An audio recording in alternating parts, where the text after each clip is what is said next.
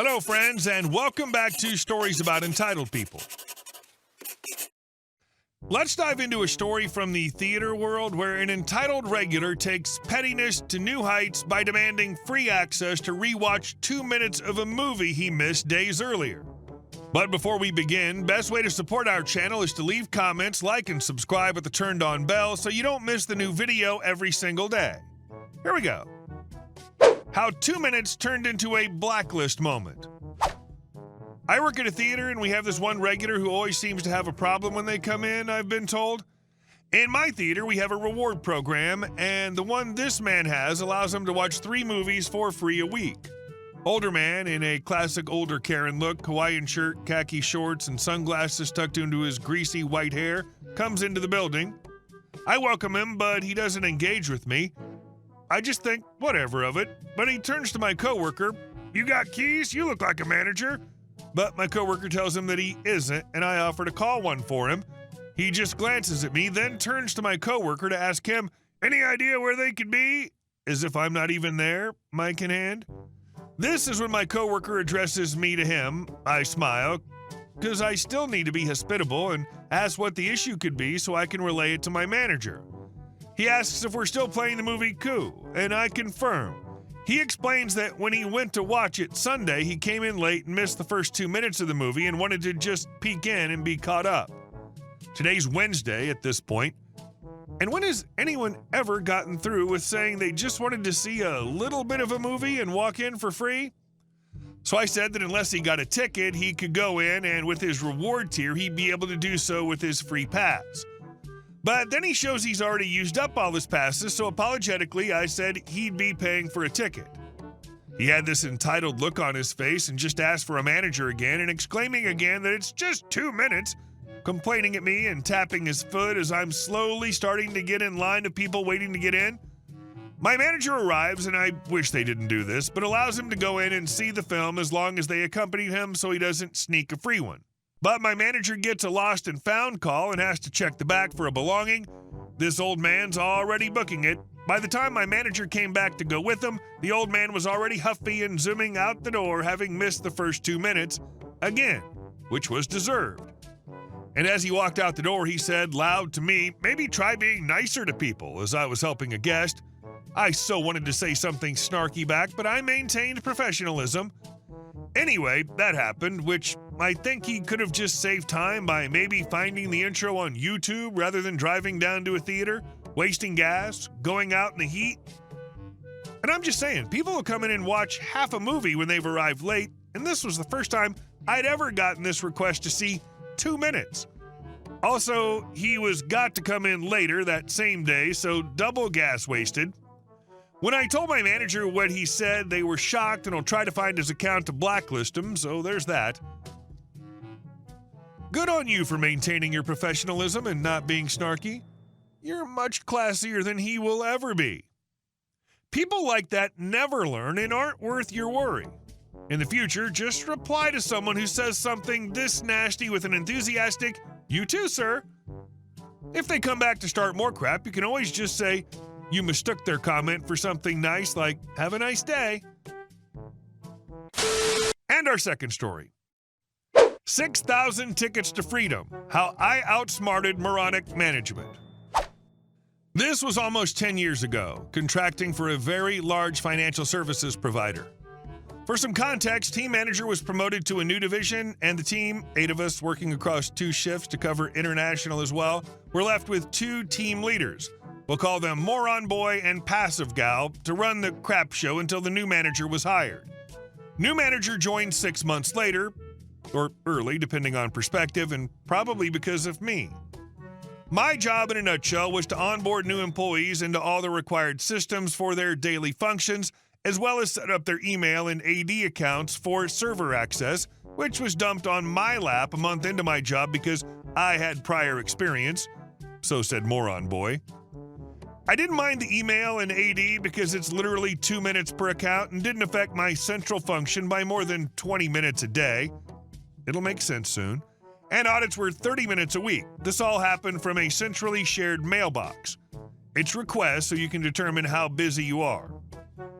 On to the fun. Almost before the door hit the manager on the way out, Moron Boy and Passive Gal call us into a meeting room and states that we must do no less than 10 requests a day, all to be logged on their call logging system. And here's the contract amendments we must sign or be fired. Being a contractor, you'd think I'd shut the hell up, but nope, I just can't do being kicked in the balls, so I piped up, I don't see how it's possible to guarantee 80 requests a day minimum for every team member to meet the requirement. Why not scalar the whole ticket count and see who did what? His face turned a deeper color and he shouts at me to mind my own business. I don't know what I'm talking about. I called my contract house manager, sassy and funny gal, explained what was happening, and after she could breathe again from laughing so hard, she told me not to get her fired. I head back to my desk knowing full well audits are about to start in a week, and I get multiple requests to make amendments on accounts to test Active Directory security.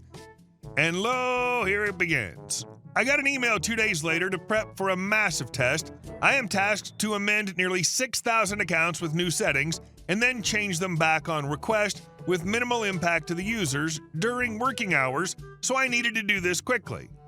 Now, any tech worth his measure out there will know almost anything is scriptable. I set it all up, called my mate at service desk, and here's the funny thing, he also has a script to log multiple tickets. Roll on D-Day. I take the auditor's call at 8 a.m. to make the change. I send the email to my S-Desk mate, and he logs the tickets in a record 30 seconds. My mailbox booms with 6K open tickets. I run my script, and 90 seconds later, bam, job done. I carried on with my core function. 3 hours later, auditor called me to revert. I ran my second script, everything back to normal, called my mate to close the tickets, and a minute later, my mailbox frazzled for a bit, getting 6K closure tickets. It's at this point I smile, sit back, and start browsing all my meme sites. Yes, joys of AD control. I gave myself unrestricted internet access, a nice perk. Anywho, in less than an hour, Passive Gal comes to ask me what's happening. I simply state that the contract amendment they forced on us clearly means I don't have to work for 200 days, so I'll be sitting here enjoying my time off, or I can do it from home. Either way, I'm ahead of the curve. She walks away, and Moron Boy storms over demanding I get back to work. I repeat what I said to Passive Gal. He spluttered for a while, and he huffs off. True to my word, I sat at my desk doing nothing, but sadly it didn't last 2 days before the head of the department called me in.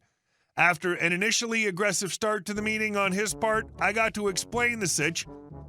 I wasn't even to the good part, and he drops his head into his palm, calmly listens to the story, asks me for a copy of the amendment, and thanks me for the time. 2 hours later, he calls me back and asks me, with sassy and funny gal in the room, what would it take to get me back to work? I decided to keep it simple, formally retract the stupid amendment, and pay me out for the time spent on the audit, which is 600 days, as per the contract amendment. He blowfished for a few seconds, agreed, and I left for the day. Wake up the next morning to a huge jump in my bank account with an email confirming I'll be back in the office, please. I am a man of my word. I was back at my desk working as usual, and for some reason, Moron Boy and Passive Gal never came near me again, even when I shifted to another department. Edit. The actual verbiage of the contract is lost to history, and I apologize, it's misleading. The scope of the mandate was strongly worded to do no more and no less than 10 a day, not at least. Hats off to Sassy and Funny Gal for her role in the background. The fact that she could laugh at the absurdity while still backing you up shows she's an MVP in this tale. And the best part, Moron Boy and Passive Gal got sidelined without you even needing to lift a finger. Just the power of competence and a good script. Bravo! And our last story. Karen declared war on me and then accidentally got herself arrested. When I first moved in, everything was wonderful. Seriously, I spent weeks planning my dream garden, tulips, peonies, hydrangeas, you name it. At first, Karen, my neighbor across the street, seemed perfectly normal. She even complimented my daisies. I thought, nah, all those Karen memes must be exaggerations. Yeah, right. Apparently, I somehow offended Karen, maybe by not bringing her offerings, because one day she just snapped. It started with small things. One morning I noticed my rose bush looked shorter. A week later, my flowers disappeared. At first I thought, maybe deer, maybe a confused landscaper, who knows? Until I caught Karen red-handed, literally, hands dirty, standing in my flower bed stuffing freshly planted flowers into a trash bag. I yelled, "Hey, what are you doing?" Karen jumped like she'd been electrocuted. She mumbled something about weeds and improving the neighborhood, then strutted off home like nothing had happened. That should have set off every red flag, but nope, Karen was just getting warmed up. She started hammering copper nails into my maple trees. For the record, copper can kill trees. She swung a shovel at my cat, Mr. Whiskers, when he dared to stroll near her lawn. Don't worry, I shouted in time, and Mr. Whiskers escaped. Just very offended. She also started spreading crazy rumors about how I hated all the neighbors. And through all of this, I kept thinking, maybe it's me, maybe I'm the bad neighbor. But no, the problem was 100% Karen. One Saturday, my dad came over to help me install a new fence. He parked his Suburban legally right next to my house. Everything was fine. By evening, the car looked like it had fought a bear, scratches all along one side, and when Dad got ready to leave, psst, flat tire, nail sticking out of it. And when he checked closer, he noticed the right side was all scratched up. Now my dad's a 20-year police veteran, usually calm, but this time I saw what real anger looks like. He calmly said, "I'll handle this," and went looking. He found it fast. Turns out a neighbor 2 houses down had a great security camera, one that caught the whole street. We asked to review the footage, and what did we see? Karen. In full Karen glory, scratching the Suburban with a nail, then planting it under the rear right tire, smiling like a cat next to a bowl of cream. Dad didn't hesitate. He pulled out his badge, called his colleagues, and said, "Got a situation here." We waited until another officer arrived, then we all walked to Karen's house. Dad knocked. Karen opened the door with that classic, "I don't know anything, officer" face. Before she could even slam the door, Dad announced, "You're under arrest for vandalism and property damage," and professionally turned her toward the wall. And then karma hit twice. Her purse fell to the ground, and what rolled out? A little baggie of white powder. Dad picked it up and asked dryly, "And what do we have here?" Karen nervously tried to kick it away. Not suspicious at all, right? Within 15 minutes, 2 more squad cars pulled up. Karen started screaming about entrapment and violations of her rights, but they gently cuffed her and hauled her off. But wait, it gets better. When the police searched her house with a warrant, they found more baggies of powder, scales, a bunch of tiny baggies, and literally a notebook with a sales list and prices. Turns out Karen wasn't just terrorizing my garden and my cat, she was dealing drugs in the quiet suburbs. The police thanked Dad.